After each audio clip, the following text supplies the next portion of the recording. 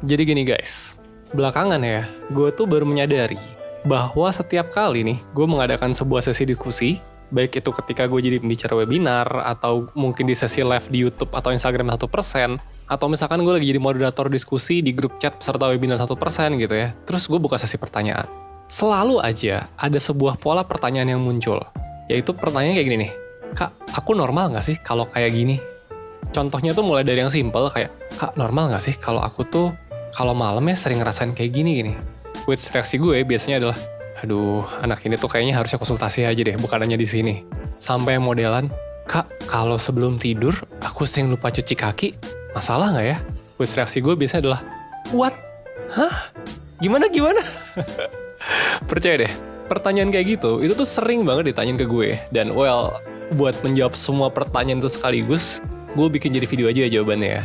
Jadi besok-besok kalau lu mau nanya ke 1% atau ke siapapun gitu ya mengenai sebuah hal yang kayaknya unik gitu di hidup lu, terus lu penasaran lu normal gak sih? Lu tonton ulang aja video ini ya. Atau kalau ada temen lu nanya gitu ya, udah kasih aja video ini. Oke? Oke dong.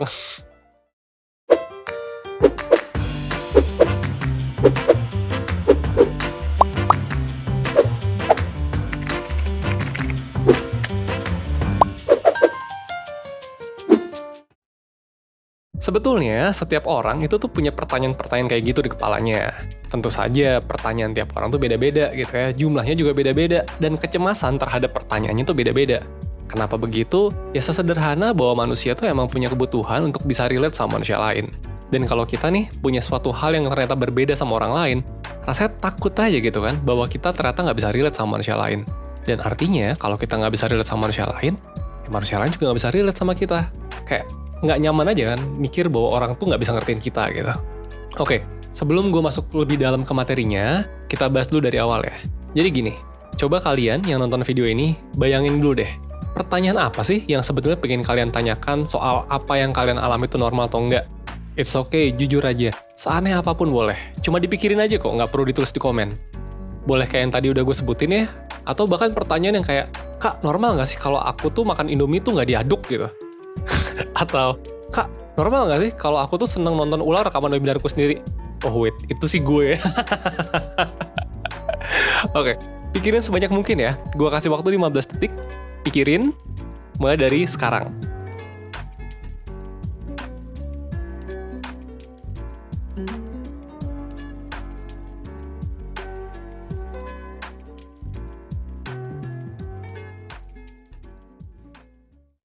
Udah? Kebayang? Oke, sekarang coba gue tanya. Susah nggak buat kalian bikin daftar pertanyaan kayak gitu? Nah, kalau kalian ngeklik video ini, terus memperhatikan dengan seksama ya, tebakan gue sih, kalian tuh adalah orang-orang yang ngerasa ngedaftar pertanyaan kayak gitu tuh gampang. Iya nggak sih? Kalau iya, gue minta tolong banget lu like video ini sekarang. Khusus buat video ini ya, hal ini penting. Dan nanti gue bakal jelasin di akhir video, tapi kalau lu ngerasa seperti itu, pause bentar videonya terus like. Oke? Gini, buat kalian yang punya pertanyaan-pertanyaan kayak gini, biasanya kalian tuh belum pernah menanyakan pertanyaan tersebut ke teman-teman kalian. Makanya, nanyanya di tempat yang kalian rasa nggak akan diketahui sama teman kalian. Ya kan? Mungkin di komen YouTube 1%, atau di sesi diskusi webinar 1%, atau di chat grup peserta webinar 1%, di mana kalian bisa berdiskusi langsung mengenai materi webinar 1% bersama dengan peserta lain dan mentor 1%. Wait, gue malah promosi. Sorry guys, belum waktunya. Atau yang mungkin di akun-akun manifest gitu lah di Twitter. Kenapa? Ya karena tadi kan, kalian tuh takut bahwa ternyata jawaban yang kalian terima adalah ternyata kalian nggak normal, nggak umum gitu kan. Dan teman kalian ya yang kalian tanyain itu jadi mandang kalian aneh aja gitu. Terus yang ada malah jadi digosipin. Kan nggak enak aja gitu digosipin karena dianggap aneh ya. Meskipun sebetulnya simple ya, kayak mungkin sesederhana kalian tuh cuman kalau makan Indomie nggak diaduk gitu. Tetep aja kan kalau digosipin, tahu nggak? Si itu tuh kalau makan Indomie nggak diaduk loh. Oh iya, aneh banget deh dia, pantesan aja anak kayak gitu, makan Indomie nggak diaduk gitu kan. Nggak enak aja kan digituin. Gini, gue nggak bisa menjawab satu persatu pertanyaan mengenai kenormalan kalian itu apakah sebetulnya normal atau enggak. Tapi ada satu hal yang bisa gue bilang, yaitu kecenderungan kalian untuk mempertanyakan kenormalan di kalian sendiri, itu tuh nggak sehat buat mental dan hidup kalian. Ingat, nggak sehat ya, bukan nggak normal. Karena normal atau enggak itu tuh relatif terhadap lingkungan mana lo ngebandingin. Kalau misalnya gini nih, lo makan buburnya nggak diaduk nih, tapi lo hidup di lingkungan yang semuanya makan buburnya nggak diaduk gitu, ya lo normal lah di situ kan. Tapi kalau lo hidup di lingkungan lain ya beda cerita kan. So, There you go gitu. Itu jawabannya. Lu bisa jadi normal, bisa jadi enggak. Tapi yang pasti, mempertanyakan kenormalan lo, itu tuh nggak sehat. Jadi gini, ketika kita kerap mempertanyakan diri sendiri, alasannya bisa macam-macam. Bisa jadi lu emang punya hubungan yang nggak dekat sama orang lain. Makanya lu jadi nggak bisa tahu gitu, orang lain tuh sebenarnya gimana sih? Dan lu jadi sering pertanyakan, apakah lu sama dengan mereka? Karena pertanyaan dua arah kan. Ketika lu nanya, apakah lu sama dengan orang lain? Artinya lu juga mempertanyakan gitu, apakah orang lain tuh sama dengan lo?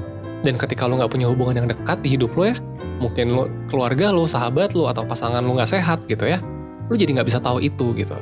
Atau mungkin juga karena lu terbiasa hidup dalam kecemasan.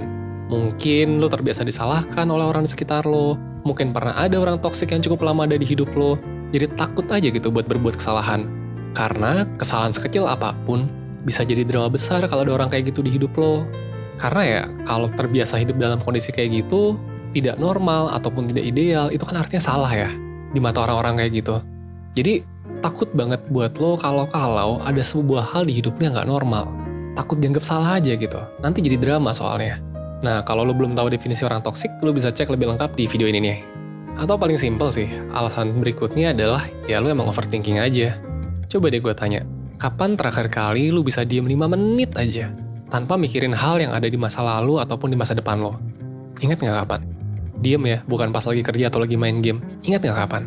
Kalau lo nggak ingat kapan terakhir lo melakukannya, kemungkinan besar lo emang overthinking. Nah, 1% juga udah punya beberapa video soal overthinking, lo bisa cek di sini ya nanti ya. Tapi nanti dulu, kita lanjut dulu materinya ya. Jadi gini, gue ulang lagi ya, gue tuh nggak bisa jawab satu persatu apakah hal-hal yang mengganggu pikiran kalian tuh normal atau enggak. Tapi fakta bahwa kalian mempertanyakan kenormalan diri kalian sendiri, itu adalah sesuatu yang nggak sehat. Buat kalian yang pertanyaan-pertanyaannya kayak serius ya, kayak mempertanyakan pikiran atau emosi kalian sendiri gitu kan, gue yakin ada banyak isu di balik pertanyaan itu. Jadi nanya di comment section YouTube tuh ya, itu nggak akan nyelesain masalah. Kenapa? Karena itu cuma ujungnya aja gitu. Lu butuh ngobrol sama orang yang bisa ngebantu lo buat menguraikan ada apa aja sih sebetulnya di balik kecemasan lo itu. Iya, gue yakin masalah lo tuh pasti sebetulnya rumit, dan pertanyaan yang muncul itu cuma permukaannya aja. Kalau masalah lo nggak rumit, lo pasti udah beresin sendiri dari kapan tahu. Tapi fakta bahwa lo masih mempertanyakan itu, berarti nggak bisa kan? Nah, coba ngobrol sama orang yang bisa bantuin lo melakukan itu, menguraikan masalah lo, kemudian menyusun solusinya. Kalau nggak ada orang yang lo percaya buat melakukan itu di hidup lo, ya udah, just come to us. Layanan konsultasi bersama Mentor 1% emang awalnya dibuat tuh buat orang-orang kayak kalian. Dan sejauh ini, udah puluhan ribu orang yang berhasil mengurai dan menyelesaikan masalahnya setelah melakukan konsultasi bersama Mentor 1%. Cek aja link di deskripsi video ya, kalau mau tahu lebih lanjut, atau cek di Instagram @konsultasi.1%. Nah, buat kalian yang masalahnya nggak kayak tadi ya, yang nggak terkait sama pikiran atau emosi sendiri, tapi kalian sampai kepikiran, menurut gue, kalian lebih butuh lagi sih buat konsultasi. Mempertanyakan hal-hal kayak gitu, itu beneran ciri overthinking banget sih. So, cek link yang ada di deskripsi video ya, dan daftar konsultasi 1% secepatnya. By the way, kalau bisa pilih paket Super Plus, karena di sana lo bakal dapet psikologi yang lengkap buat memudahkan diri lo juga untuk memahami diri dan masalah lo. Oke? So, akhir kata, gue mau menyarankan kalian untuk membangun ketenangan di pikiran kalian dan menjalin hubungan yang dekat dan sehat dengan orang-orang di sekitar kalian. Karena pikiran yang tenang dan hubungan yang sehat adalah kunci kalian bisa hidup seutuhnya.